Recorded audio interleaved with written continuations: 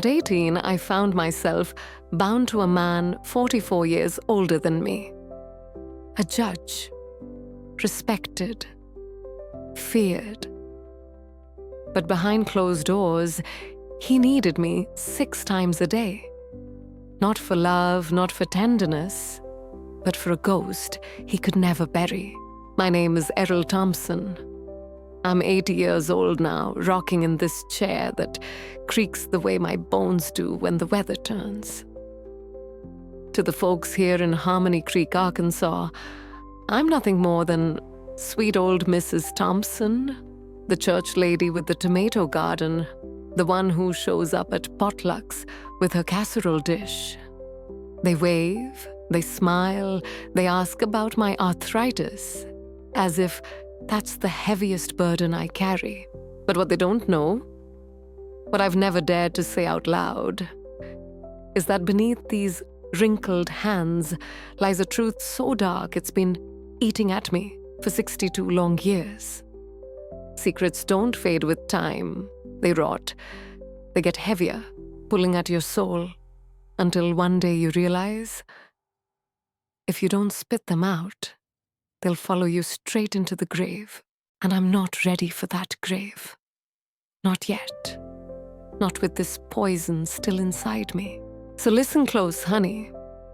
I'm fixing to tell you everything, the ugly truth about Judge Alistair Cromwell, about the photograph of a woman who looked exactly like me, about the house on Ridgewood Hill, where the living were far more haunted than the dead. It's a story that'll show you how justice doesn't always come from a courtroom, and how some sentences last a lifetime. The summer of 1963 was the kind of summer that clung to your skin like shame. Thick, suffocating. Our house sat at the end of Magnolia Street, where the pavement crumbled into red dirt, and people's dreams seemed to unravel at the edges. Mama had been gone 3 years, by then taken by a winter sickness she never came back from. It was just me and Daddy, trying to stay afloat. Daddy worked at Morrison's lumberyard, his hands rough as tree bark, his back bent from years of lifting and hauling.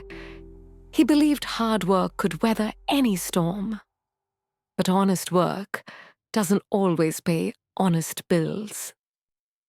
When Mr. Morrison sold the business to city men who brought their own crew, Daddy came home with his last paycheck, his face pale as a January sky.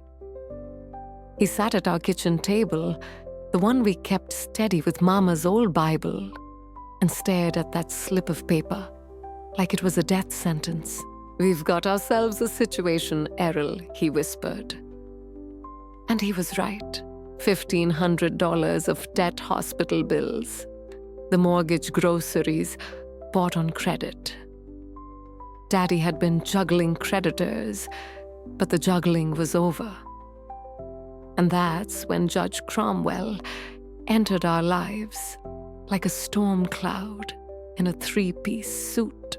Everybody in Harmony Creek knew him, tall, silver-haired, sharp as a blade.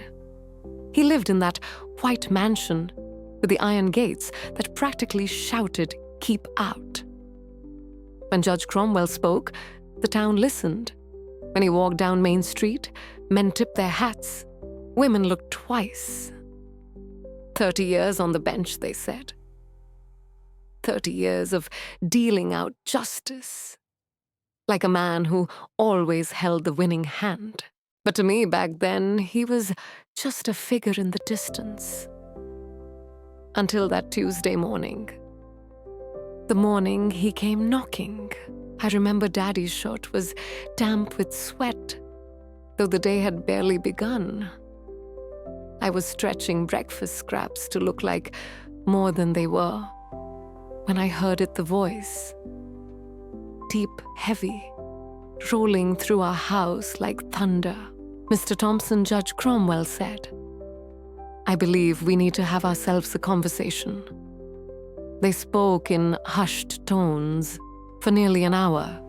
voices too low for me to catch, but I didn't need to hear the words. I could feel the weight of them in the air, thick and suffocating like molasses poured too slow. When Daddy finally came back into the kitchen, he looked like he'd aged a decade in the span of 60 minutes. What did he want? I asked. My voice was steady, but my stomach twisted already. Knowing the answer was something I didn't want to hear, Daddy sank into his chair, shoulders, sagging eyes, clouded with a sorrow no man should have to carry.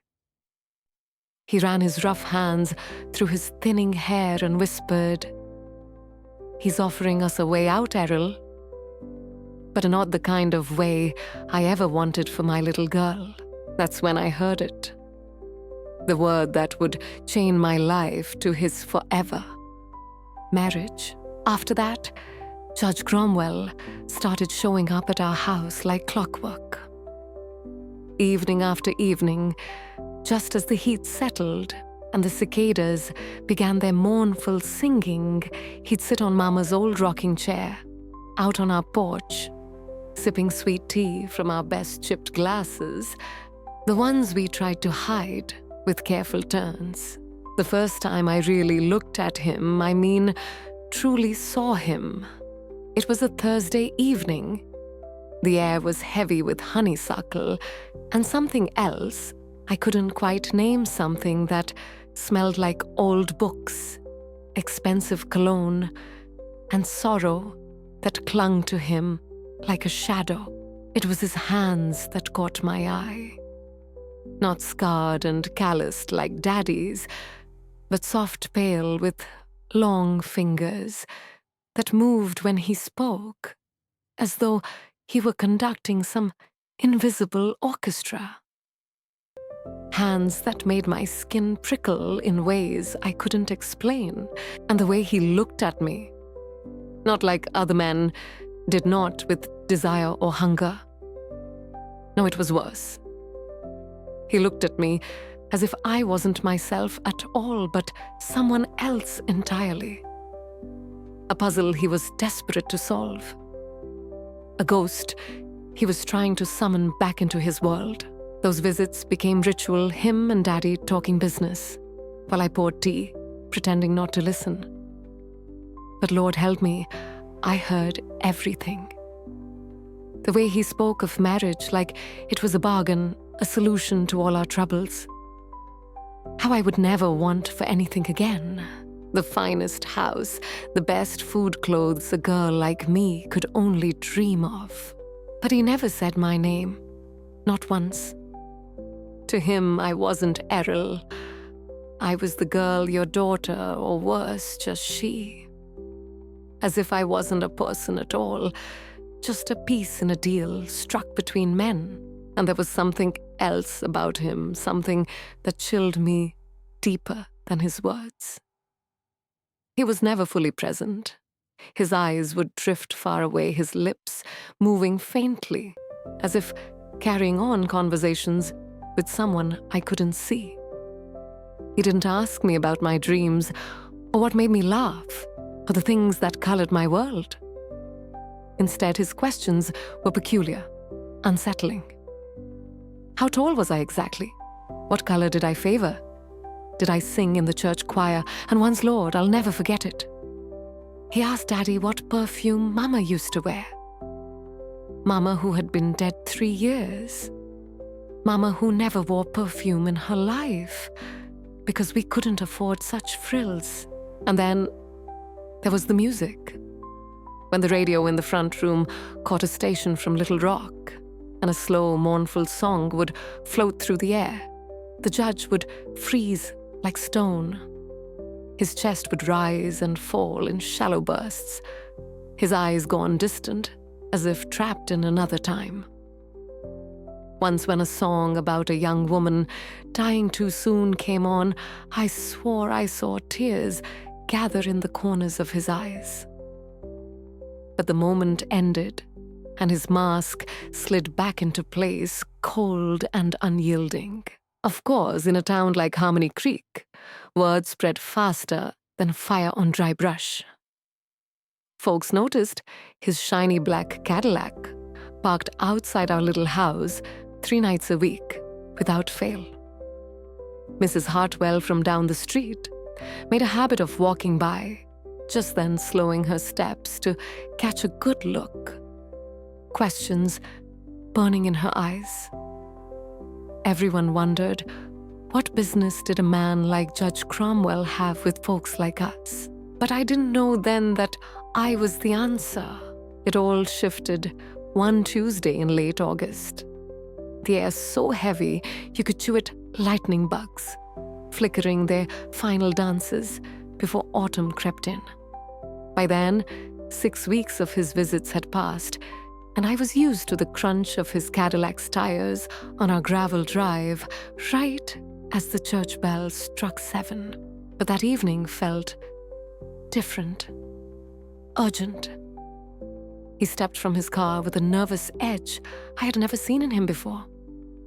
His eyes scanned our little home, memorizing details as if committing them to memory. When he shook Daddy's hand, I saw sweat dampen his palm and his polished composure frayed at the edges like an old quilt coming undone. They disappeared into Daddy's office, just a closet, with a desk where he kept the bills stacked like storm clouds. This time, their voices weren't careful, weren't measured. Through those thin walls, I heard something raw, something that would unravel the little life I had left Dot. There was an urgency in their voices that night, words crashing over one another, like water tumbling across sharp stones. Then I heard at my age, 18. Spoken not as a fact, but as a deadline. A clock ticking down to something I couldn't yet name. The sound of it filled the room like smoke, choking, suffocating. I pressed my ear against the door heart, pounding so loud I thought it would betray me. That's when I understood Judge Cromwell wasn't offering salvation out of kindness, nor even desire. He was racing against something unseen, something that gave his steps that restless edge. Through the gap beneath the door, I watched his polished shoes pace back and forth as though he were running from his own shadow. When the door finally opened, both men looked shattered. Daddy's face, pale as dawn, missed his hands trembling until he shoved them deep in his pockets. The judge's perfect silver hair was mussed his eyes wild in a way that turned my stomach sour. That night, after the Cadillac disappeared in a cloud of dust, Daddy sat me at the kitchen table and told me truths no father should ever lay on his daughter. The debts were deeper than he'd let on. Men had come asking questions, the kind of men who didn't ask twice. 2 weeks, maybe less, before they came calling. And when they did, words and promises wouldn't be enough. But it wasn't just about the money anymore. Somewhere in those visits, in those careful questions, I had crossed some invisible line. Judge Cromwell had decided. And in his world, what he decided became reality. Whether you wanted it or not, that was the night I realized I had been studied. Every glance, every peculiar question, every silence he had been measuring me, reshaping me in his mind, until I wasn't Errol Thompson, 18-year-old girl, with her own small dreams. I had become something else entirely. I lay awake in my narrow bed, staring at the water stains on the ceiling that twisted like ghosts. Daddy paced in the next room, footsteps carving circles into the old pine boards, sighs spilling from him like his very soul was leaking out. I knew he was wrestling with the same choice that was crushing me. And yet, strange as it sounds, I couldn't shake the feeling that Judge Cromwell was as trapped as I was. Like he too was tangled in some web, a prisoner of something unseen. The next morning, I looked into Mama's old mirror as I braided my hair, and the girl staring back at me wasn't the same. Something in her eyes had already begun to vanish, as though I were fading, turning into whatever the judge needed me to be. I just didn't know then that what he needed wasn't a wife. It was a ghost made flesh. The wedding came on a September morning, heavy and grey, the kind of sky that presses low like grief itself. No church, no crowd, just a parlour in the judge's grand house, curtains drawn the air thick with silence. He called it more appropriate, but I knew better. He didn't want witnesses to what felt more like a transaction than a union. Reverend Mills read the vows, his voice shaking as badly as my hands when the judge slid that ring onto my finger. Cold gold too large and not meant for me. It belonged to someone else before, though no one dared say who. The ring slipped around my finger like it was trying to escape. I wore Mama's only good dress, the blue one with the pearl buttons she'd saved for occasions that never came. It smelled faintly of lavender and sorrow.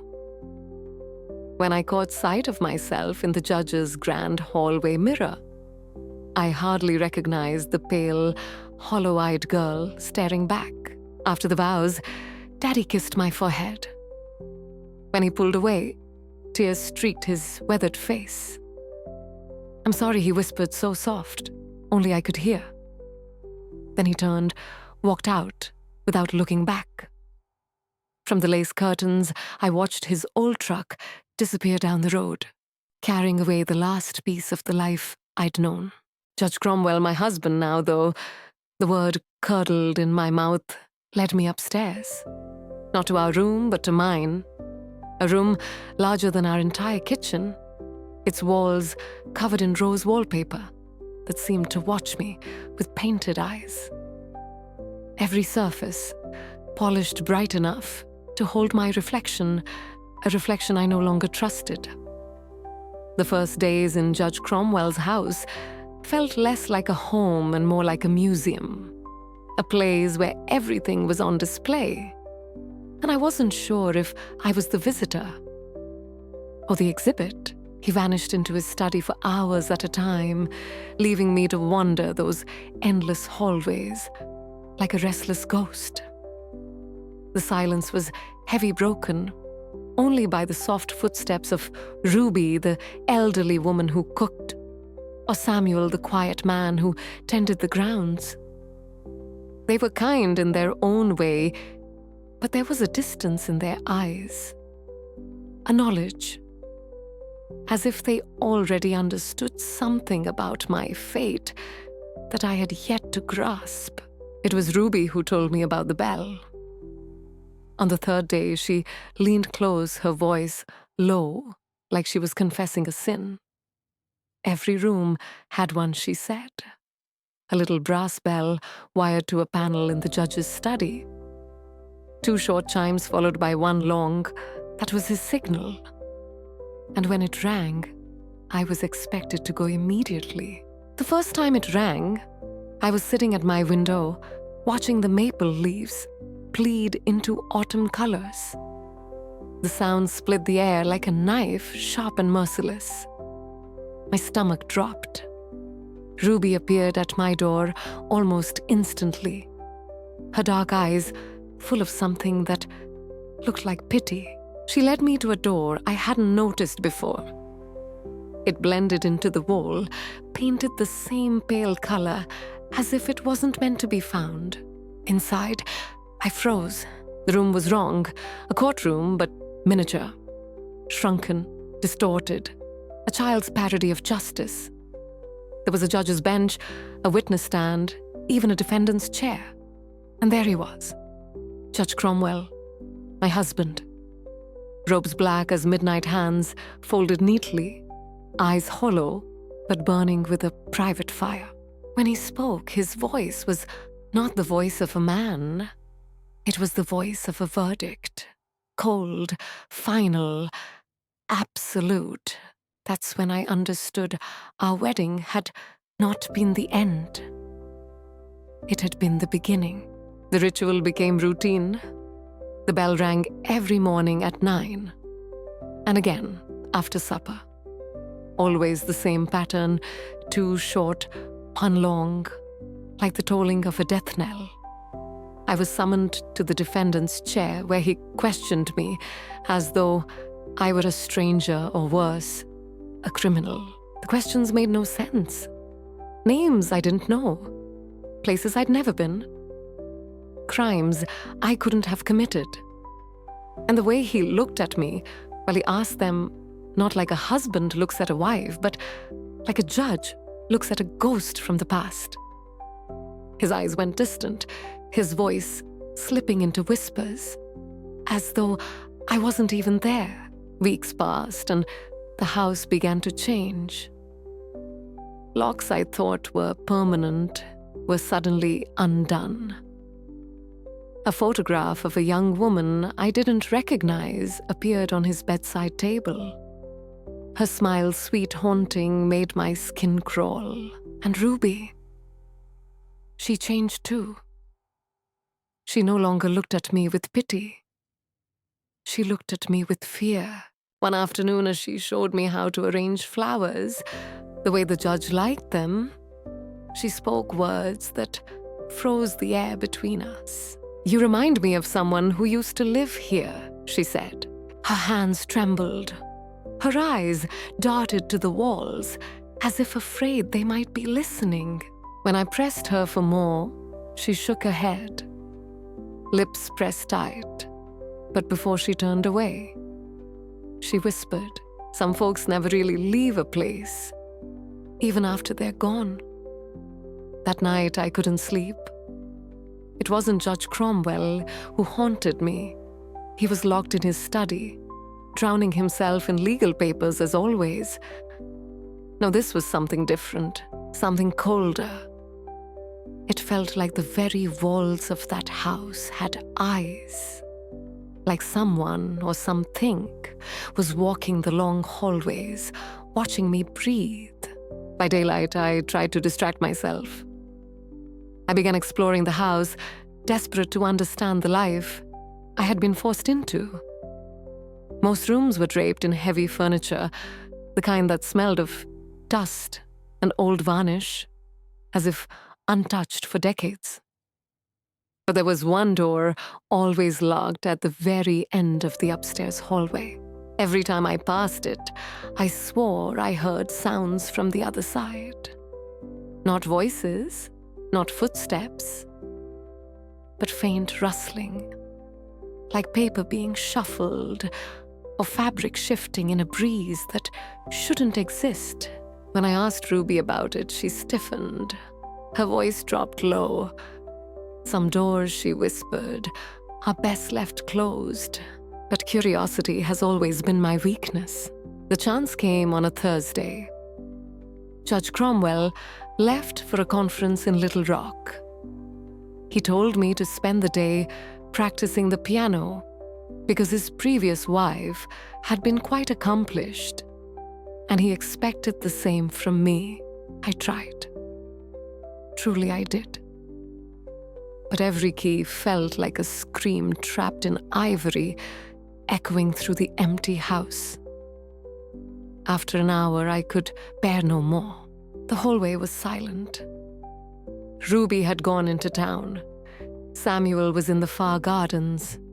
The house lay still as a tomb. The door's brass knob was smooth beneath my hand, worn down by ghosts of touches past. When I turned it, the lock gave way too easily, like it had been waiting all these years for someone foolish enough to open it. The smell hit me first. Dust, old perfume, and something sweeter rotting underneath. The curtains were drawn, letting in only enough light to make the room look alive with shadows. Furniture stood shrouded in white sheets, shapes that looked almost human. My pulse thundered in my ears. Still something inside urged me forward. I pulled a sheet away. A vanity table appeared, beautiful, carved wood and silver fittings. But it wasn't the table that stopped my breath. It was what rested on it. Perfume bottles, jewelry, hairbrushes, all laid out neatly.